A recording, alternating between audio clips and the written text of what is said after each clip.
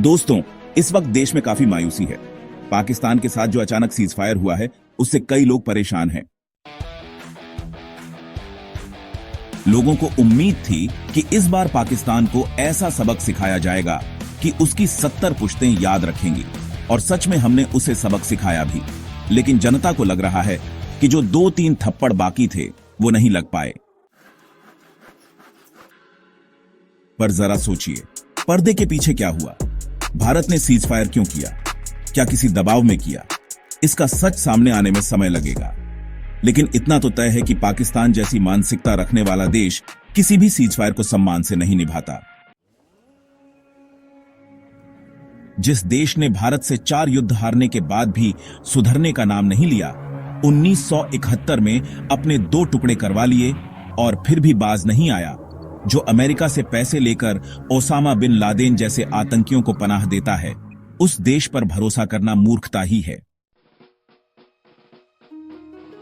लोगों को डर है कि पाकिस्तान फिर से आतंकी भेजेगा, कश्मीर और अन्य क्षेत्रों में निर्दोषों की जान जाएगी और 6 महीने बाद फिर से हम रिएक्ट करेंगे।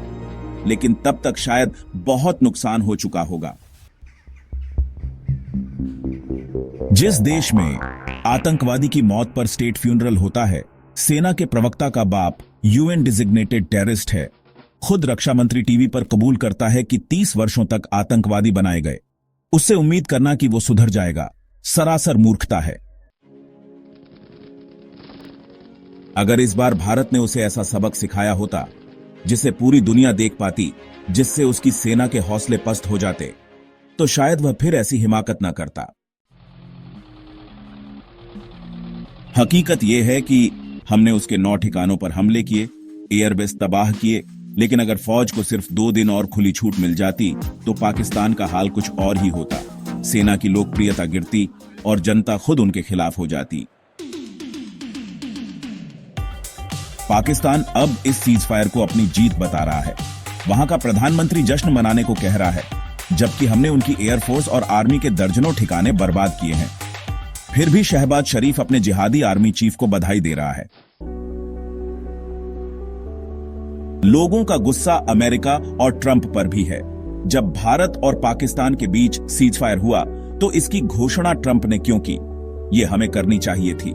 फिर ट्रंप ट्वीट करता है कि वो कश्मीर की समस्या सुलझाने को तैयार है। भाई, पहले यह समझे कि कश्मीर कोई समस्या है ही नहीं। पाकिस्तान की समस्या वही है जो दुनिया की है, इस्लामिक आतंकवाद। 9/11 करने वाले आतंकियों ने न्यूयॉर्क पर कोई दावा नहीं ठोका था। यूरोप में हमले करने वाले आतंकी भी कश्मीर के लिए नहीं लड़ते। अफ्रीका में लड़ रहे इस्लामिक गुट भी कश्मीर के लिए नहीं लड़ रहे। तो फिर ट्रंप का बयान बिना समझ का सिर्फ बकलोली लगता है। भारत कहता है हम एक सेक्युलर देश हैं। जब बाकी मुल्क में हिंदू मुस्लिम एक साथ रह सकते हैं तो कश्मीर में क्यों नहीं? अब सवाल आता है, ऑपरेशन सिंदूर से हमें क्या मिला? बहुत कुछ मिला। पिछले 78 सालों में ऐसा सबक पाकिस्तान को कभी नहीं मिला।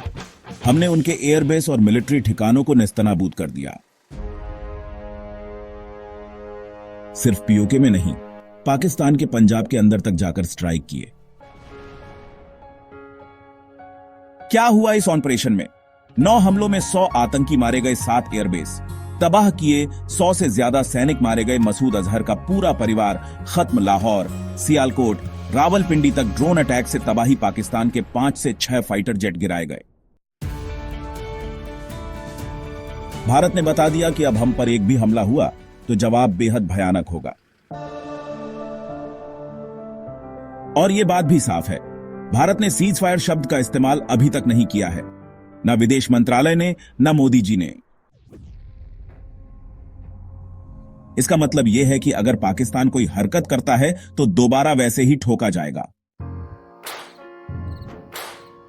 दोस्तों, यह लड़ाई कोई T20 मैच नहीं है, यह एक टेस्ट मैच है। ब्रेक्स आएंगे, लेकिन इसका मतलब यह नहीं कि मैच खत्म हो गया। भारत और पाकिस्तान की लड़ाई में अभी सिर्फ एक ब्रेक आया है। टाइम आउट पाकिस्तान ने लिया है, अमेरिका के पैर पकड़कर। लेकिन कहानी यहीं खत्म नहीं होती। जब पाकिस्तान ने अमेरिका को सीज फायर का श्रेय दिया तो चीन चिढ़ गया। उसे लगा कि उसका पालतू अमेरिका के गुण गा रहा है। तभी पाकिस्तान की प्रेस कॉन्फ्रेंस टली। चीन ने फटकार लगाई और जल्द ही पाकिस्तान ने सीज फायर तोड़ भी दिया। इसका मतलब क्या हुआ? सीज फायर की कहानी बहुत जटिल है।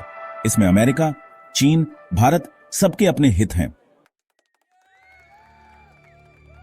भारत ने साफ कहा है, कश्मीर पर कोई बातचीत नहीं होगी, सिंधु जल समझौते में पाकिस्तान को पानी नहीं मिलेगा। कोई भी हरकत अब युद्ध की घोषणा मानी जाएगी।